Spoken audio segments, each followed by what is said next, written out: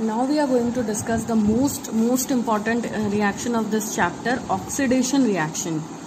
We will be talking oxidation of alcohol, right? तो alcohol का जो रिएक्शन है वो ऑक्सीडाइजिंग एजेंट के बिना नहीं होता. ये क्या है मैं अभी बताऊंगी. उससे पहले ऑक्सीडेशन का मतलब समझ लेते हैं. जब भी अल्कोहल का ऑक्सीडेशन होता है तो इसमें कार्बन ऑक्सीजन डबल बॉन्ड बनता है. मतलब कि जो कार्बन है अल्कोहल का वो ऑक्सीजन के साथ डबल बॉन्ड बना लेता है. क्यों? क्योंकि OH और CH के बीच का बॉन्ड टूट जाता है. जैसे देखिए, अगर ये मिथाइल अल्कोहल है, 2H यहाँ और एज्यूम कर लें, तो ये बॉन्ड टूट जाएगा, ये बॉन्ड टूट जाएगा, तो यहाँ क्या हो जाएगा, डबल बॉन्ड आ जाएगा. तो ये रिएक्शन होती है ऑक्सीडेशन में.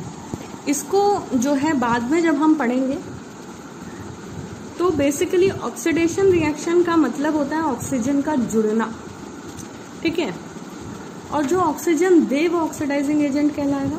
एक बात तो ये समझना है, ऑक्सीजन का मतलब ऑक्सीजन का जुड़ना, और जो ऑक्सीजन दे वो क्या कहलाएगा, ऑक्सीडाइजिंग एजेंट.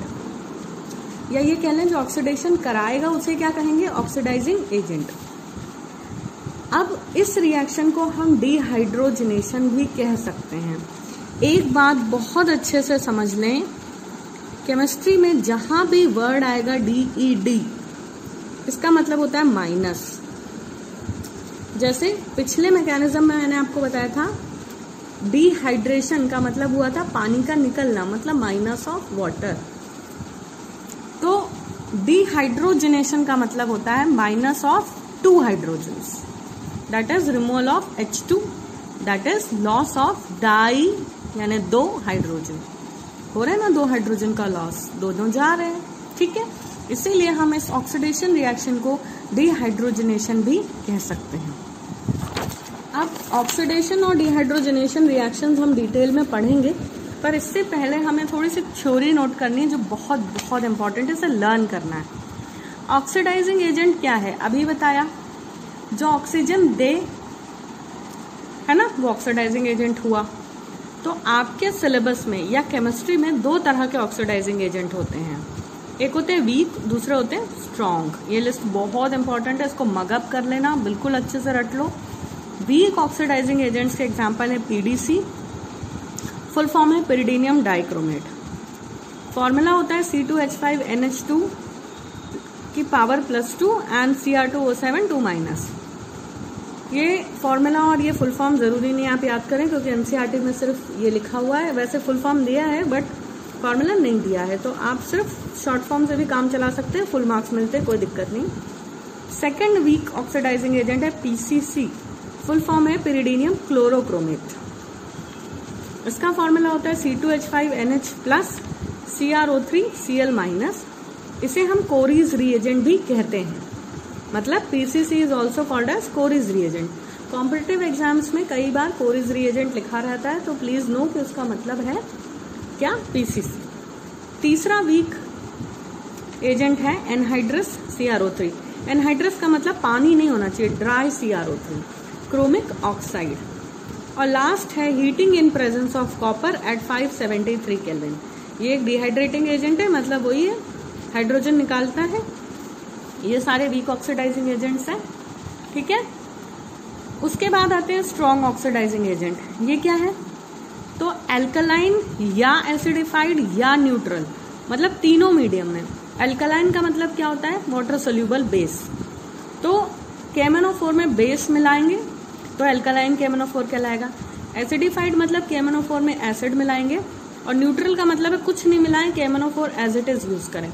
तो ये 3 है एक्चुअली, एक साथ लिख दिया मैंने, एल्कलाइन KMnO4 या एसिडिक KMnO4 या न्यूट्रल KMnO4. आप 3 लिखिएगा, 1 2 3, तीनों अलग अलग है. इन तीनों में से जो alkaline solution of cold KMnO4 है, एल्कलाइन KMnO4 पहला वाला, वो बेयर्स रिएजेंट कहलाता है. ठीक है. कई बार बेयर्स रिएजेंट के नाम से भी आता है ये. तो 3 ये हो गए स्ट्रॉन्ग ऑक्सीडाइजिंग एजेंट. चौथा है एसिडिफाइड पोटेशियम डाइक्रोमेट, और लास्ट है Cr2O3 एसिडिफाइड, यानी CrO3 में सल्फ्यूरिक एसिड यानी एसिड मिला हुआ है. This is also called as Jones reagent. ठीक. आपने एनहाइड्रस देखा था, वो था वीक ऑक्सीडाइजिंग एजेंट, और एसिड के साथ मिलाएंगे तो वो कहलाता है जोन्स रिएजेंट और स्ट्रॉन्ग ऑक्सीडाइजिंग एजेंट बन जाता है। तो ये जो लिस्ट आपके सामने है, ये अगर आपको याद होती है तो ये कैसे काम आएगी, ये देखिए, ये एनसीईआरटी में इस फॉर्म में नहीं दिया है, इसको जरूर नोट करें अच्छे से।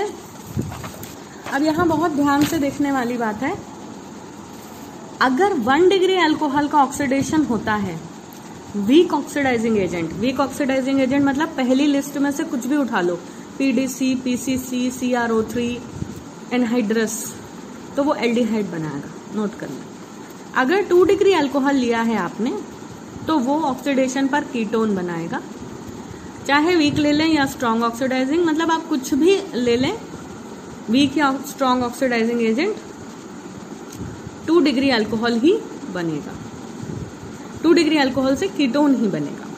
तो इसका मतलब है क्या यहाँ पे कुछ एक्स्ट्रा है? हाँ है। अगर आप अल्कोहल में वीक ऑक्सीडाइजिंग एजेंट डालते हो तो एल्डिहाइड बनाता है, लेकिन अगर आप जो है स्ट्रॉन्ग ऑक्सीडाइजिंग एजेंट डालते हो तो वो डायरेक्ट कार्बोक्सिलिक एसिड बना देता है, एल्डिहाइड नहीं बनाएगा, कार्बोक्सिलिक एसिड डायरेक्ट बना देगा। यानी 1 डिग्री अल्कोहल में वीक ऑक्सीडाइजिंग एजेंट और स्ट्रॉन्ग ऑक्सीडाइजिंग एजेंट का काम अलग अलग है। वीक एल्डिहाइड बनाता है, स्ट्रॉन्ग कार्बोक्सिलिक एसिड बनाता है, लेकिन 2 डिग्री कीटोन ही बनाएगा, चाहे आप वीक डाल लो चाहे स्ट्रॉन्ग डाल लो, उससे फर्क नहीं पड़ेगा। 3 डिग्री अल्कोहल का ऑक्सीडेशन संभव नहीं होता, ये बहुत इंपॉर्टेंट है। इसके बाद देखें, बहुत डिटेल में एक फ्लो चार्ट बनाया है, इसे लर्न करना बहुत जरूरी है। अगर 1 डिग्री अल्कोहल है, उसमें वीक ऑक्सीडाइजिंग एजेंट डालें तो एल्डिहाइड बनाएगा। अगर आप इसके आगे ना बढ़ना चाहें तो रिएक्शन यहीं रोक सकते हैं, जैसे यहाँ रोक दिए, वीक ऑक्सीडाइजिंग एजेंट डाला, एल्डिहाइड बन गया, रिएक्शन खत्म। लेकिन अगर मुझे एल्डिहाइड नहीं चाहिए, मुझे कार्बोक्सिलिक एसिड चाहिए, तो एल्डिहाइड बनने के बाद आप उसमें स्ट्रॉन्ग ऑक्सीडाइजिंग एजेंट डाल दीजिए, वो काय में कन्वर्ट हो जाएगा कार्बोक्सिलिक एसिड। और तीसरा पाथवे है, दूसरा, पहले में अल्कोहल से एल्डिहाइड बना, दूसरे में अल्कोहल से एल्डिहाइड, एल्डिहाइड से कार्बोक्सिलिक एसिड, और तीसरे में अल्कोहल में स्ट्रॉन्ग ऑक्सीडाइजिंग एजेंट डायरेक्ट डाला है तो डायरेक्ट कार्बोक्सिलिक एसिड बनेगा। तो ऐसे आप अल्कोहल से एल्डिहाइड, अल्कोहल से एल्डिहाइड, एल्डिहाइड से कार्बोक्सिलिक एसिड और अल्कोहल से डायरेक्ट कार्बोक्सिलिक एसिड बनाना सीख सकते हैं। ये इंटर कन्वर्जन्स कहलाते हैं, इनके लिए रिएजेंट्स यूज होते हैं, जो पीछे लिस्ट में लिखे हैं वीक और स्ट्रॉन्ग ऑक्सीडाइजिंग एजेंट, ये रीएजेंट कहलाते हैं, REAGENTS। रीएजेंट्स मतलब जो रिएक्शन में काम आते हैं और कोई स्पेसिफिक फंक्शन करते हैं।